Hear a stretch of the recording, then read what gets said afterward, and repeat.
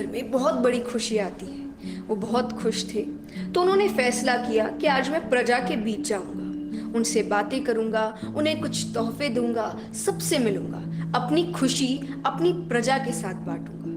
वो सभी के बीच जाते हैं, उनके साथ कई सिपाही भी जा रहे हैं। उन्होंने कुछ सोने के सिक्के अपने साथ लिए।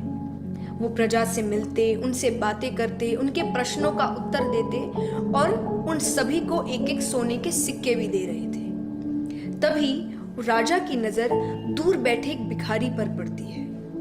वो बहुत उदास है, चुपचाप कोने में बैठा है। राजा ने सिपाहियों से कहा, उसे मेरे पास लेकर आओ। सिपाही जाते हैं, उस भिखारी को राजा के पास लेकर आते हैं। राजा ने उसे एक सोने का सिक्का दिया। वो बहुत खुश हो गया।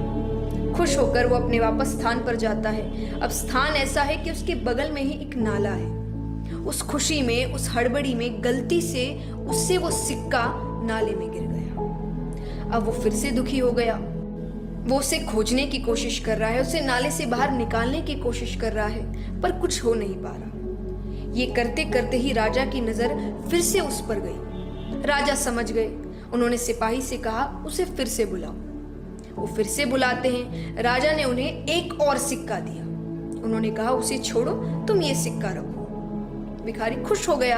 अब जाता है, लेकिन वो अपने पहले सिक्के को अभी भी ढूंढ रहा है, बड़ी कोशिशें कर रहा है। राजा की नजर फिर से उस पर गई। राजा ने उसे फिर से बुलाया, ये सोचकर कि उसे दुख हो रहा है, तो उन्होंने एक और सिक्का दिया।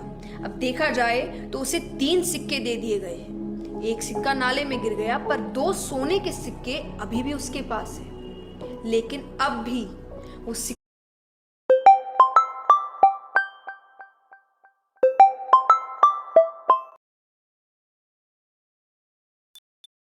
सिक्का लेने के बाद फिर से नाले के पास जाता है और उस सिक्के को खोजने लगता है। राजा उसे अपने पास बुलाते हैं। राजा कहते हैं, यही गलती तुम सब करते हो।